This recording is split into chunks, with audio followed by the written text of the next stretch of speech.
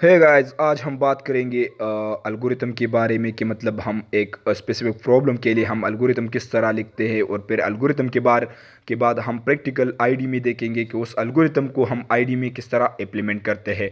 तो आज हम बात करते हैं ट्राइवर्सिंग के बारे में कि ट्राइवर्सिंग के लिए हम ट्राइवर्सिंग जो है एरे में हम ट्राइवर्स करते हैं, एलिमेंट्स को ट्राइवर्स करते हैं। उसके लिए हम सबसे पहले अलगोरिथम लिखते हैं कि उसके लिए हम अलगोरिथम किस तरह लिखेंगे। अलगोरिथम के बारे में मैंने पिछली वीडियो भी बनाई है, अगर आप लोगों ने वो वीडियो नहीं देखी, वो बहुत डिटेल है बेसिक से एडवांस तक, तो आप लोग वो भी देख ले। मैं उसका लिंक भी डिस्क्रिप्शन में दे दूंगा, तब आप लोगों को ये वीडियो देखने में आसानी होगी। तो सबसे पहले हम अलगोरिथम में देखते हैं name of algorithm.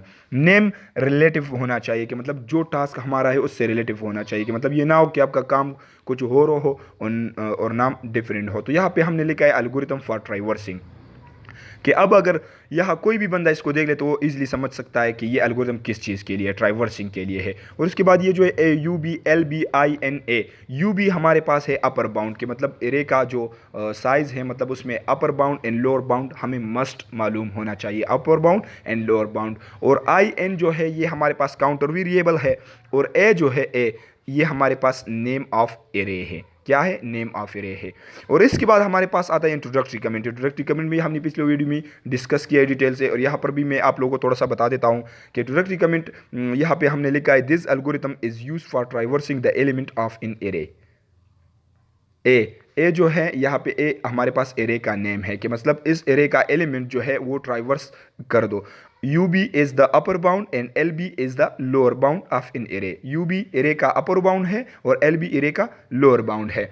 I and A and N is use for the counter variable. जैसे मैंने आप लोगों को बताया, आई और एन जो है हमारे पास क्या है?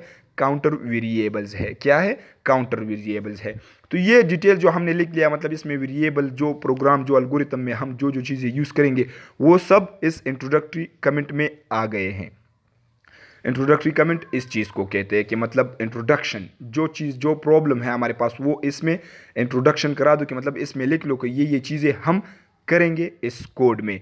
और इसके बाद जो हमारे पास आता है स्टेप्स, इंट्रोडक्टरी कमेंट्स हो गया, इसके बाद हम स्टेप्स करेंगे कि मतलब वेरिएबल कहाँ यूज़ करना है, पहले क्या करना है, बाद में क्या करना है, वो सब चीज़ें हम इंट्रोडक्टरी कमेंट के बात करते हैं। तो यहाँ पे हम देखते हैं सबसे पहले स्टेप वन में हम बात करते हैं इनिशियलाइजेशन ऑफ काउंटर वेरिएबल की। काउंटर वेरिएबल मतलब सबसे पहले हमारे पास इस प्रोग्राम में क्या होगा? काउंटर वेरिएबल इनिशियलाइज कर दो, कि मतलब काउंटर वेरिएबल डिक्लेयर कर दो और इनिशियलाइज कर दो, इसको वैल्यू दे दो। तो यहाँ पे हमने काउंटर वेरिएबल इनिशियलाइज कर दी। आई एल बी मतलब आई का जो वैल्यू होगा वो लोअर बाउंड हो, एन जो है एंड पॉइंट है, और आई जो है फर्स्ट पॉइंट है, कि मतलब आई लोअर बाउंड के स्टार्टिंग कहाँ से होगा, और एन जो है वो एंड पॉइंट है। और स्टेप टू में हम देखते हैं कि मतलब स्टार्टिंग लूप, के मतलब जब हमने काउंटर वेरिएबल इनिशियलाइज कर दी और अब उस पर क्या कर दो? लूप चला दो, क्योंकि हमारे पास ट्राइवर्सिंग में लूप्स। तो यहाँ स्टेप टू में स्टार्टिंग लूप रिपीटेड, और इसमें हम बात करेंगे कि मतलब इस स्टेप टू में हम ये भी बताएंगे कि रिपीट स्टेप 3 और 4 वाइल, कि मतलब जब हम लूप लगा देते तो उसका लूप का काम क्या होता है कि बार बार रिपीट कर दो।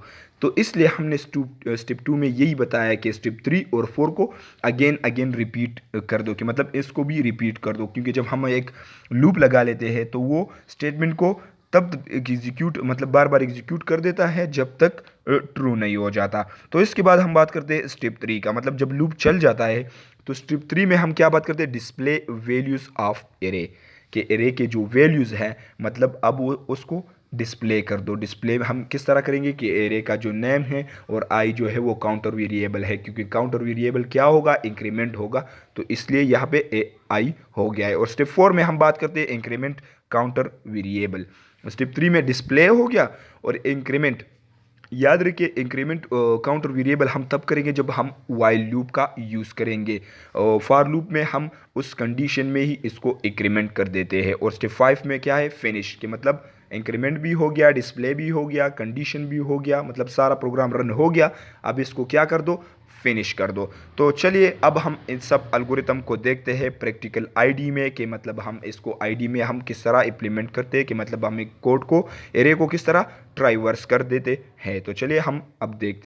तो चलिए अब हम यहाँ आईडी में देखेंगे कि मतलब हम कौन कौन से वेरिएबल, जो वेरिएबल सब चीज़ें हमने एल्गोरिथम में बताए थे वो अब हम यहाँ एक एक डिक्लेयर करेंगे और फिर हम इसको देखेंगे कि मतलब ये किस तरह वो अलगोरिथम हम यहाँ पे इम्प्लीमेंट करते हैं। तो चलिए सबसे पहले हम डिक्लेयर करते हैं एरे। तो वहाँ पे एरे नेम के लिए हमने वेरिएबल लिखा था ए, तो हम यहाँ पे डिक्लेयर करते हैं ए वेरिएबल जो कि एरे का साइज़ बताएगा। और ये ए जो है ये हमारे पास नेम ऑफ एरे हो गया। और यहाँ पे जो स्क्वायर ब्रैकेट्स में हमने 5 दे दिया है ये हमारे पास साइज़ ऑफ एरे हो गया, कि मतलब इसमें टोटल 5 एलिमेंट्स आ सकते हैं। तो 2 4 5 6 7 ये हमने करली ब्रेसेस में बंद कर दिए। ये हमारे पास वेरिए डिक्लेयर हो गई 5 एलिमेंट्स की, 5 एलिमेंट्स इसके 5 6 7। तो हमने इसको सेमीकोलन से टर्मिनेट कर दिया। अब हम इनिशियलाइज करेंगे counter variable name of array. तो हो गया जो हमने वहाँ पे एल्गोरिथम में बताया था कि फर्स्ट स्टेप में कि इंट्रोडक्टरी कमेंट में हमने बताया था कि एरे नेम जो होगा वो ए होगा। और काउंटर वेरिएबल क्या क्या होंगे, आई और एन। आई हमने डिक्लेयर कर दिया।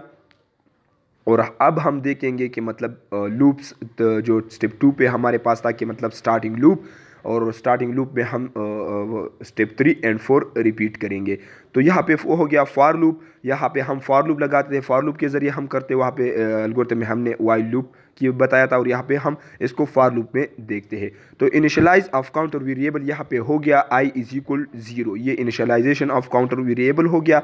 और सेकंड जो है जो हमने बताया था कि इंक्रीमेंट जो है वो कर दो, नहीं कि मतलब कंडीशन लगा लो, तो i लेस देन 5 हो गया। ये 5 जो है ये हमारे पास n वेरिएबल है, हमने n वेरिएबल डिक्लेयर नहीं किया, डायरेक्टली हमने वैल्यू 5 दे दी कि मतलब वो साइज़ के मतलब ये 5 जो है ये हमारे पास अपर बाउंड हो गया। और ये 0 जो है i इज इक्वल टू 0 ये हमारे पास क्या हो गया, लोअर बाउंड हो गया। और इंक्रीमेंट जो स्टेप था जो स्टेप 4 में ही लगा लिया है, याद रखें स्टेप 4 जो है इंक्रीमेंट वो भी यहाँ पे कंडीशन है हमने लगा लिया है i प्लस प्लस, ये हमारे पास इंक्रीमेंट वही हो गया जो स्टेप 4 में हमने एल्गोरिथम में बताया था। और डिस्प्ले जो स्टेप 3 था डिस्प्ले, वो यहाँ पे हो गया सी आउट ए और स्क्वायर ब्रैकेट्स में आई, ये हमारे पास स्टेप 3 यहाँ पे हो गया। याद रखिए वो स्टेप 4 फॉर लूप में पहले आता है, इंक्रीमेंट मतलब पहले आता है, अगर हम वाइल में करेंगे तो वो फिर लास्ट में आएगा। तो यहाँ पे हम इसको सेव करके और रन करके देख हमारे पास क्या आ जाता है। ये मैंने 3 नेम से सेव कर दिया। और अब यहाँ पे हम देखेंगे कि मतलब हमारे पास आउटपुट क्या आ जाता है, मतलब वही ट्राइवर्सिंग जो एलिमेंट्स है वो हमारे पास ट्राइवर्स होके आउटपुट शो कर देंगे।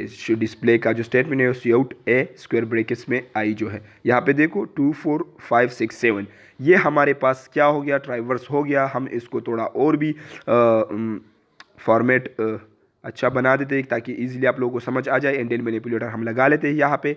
अब आप लोग इजीली समझ सकते हैं कि हमारे पास ये किस तरह एलिमेंट्स ट्राइवर्स हो गए। देखो 2 4 5 6 7, तो इसको कहते हैं ट्राइवर्सिंग ऑफ एन एरे। एक एरे को हम ट्राइवर्स किस तरह, एक एरे से वो हम किस तरह ट्राइवर्स करेंगे, तो फॉर लूप के ज़रिए हम इस तरह इसको ट्राइवर्स करेंगे। और वाइल लूप के ज़रिए हम यहाँ फॉर लूप की जगह वाइल लगा के और कंडीशन लगा दिन 5 आई लेस दिन 5, और फिर ये डिस्प्ले स्टेटमेंट, और इसके नीचे फिर हम इंक्रीमेंट लगाएंगे कि i is equal to i plus 1। तो ये तो चलिए अब हम इसके लिए देखते हैं वाइल लूप के, मतलब वाइल लूप किस तरह काम करता है। ये है मतलब जहाँ पे हमने फॉर लूप लगाया था उसकी जगह हमने वाइल लूप लगा लिया और कंडीशन हमने लगा लिया कि i लेस दिन 5 के मतलब 5 से लेस दिन कर दो, क्योंकि ट्राइवर्सिंग का यही होता है, क्योंकि इंडेक्स का जो स्टार्टिंग पॉइंट होता है वो 0 से होता है, तो इसलिए वो जो एलिमेंट्स होते हैं वो -1 होंगे। तो क्योंकि जब 5 एलिमेंट हम देंगे तो वो 0 से जब स्टार्ट होगा तो 4 तक जाएगा। तो यहाँ पे हमने कंडीशन लगा लिया, और ये कंडीशन ये वाइल से नीचे जो आउट स्टेटमेंट है ये स्टेप 3 है, और इंक्रीमेंट डिक्रीमेंट जो है ये स्टेप 4।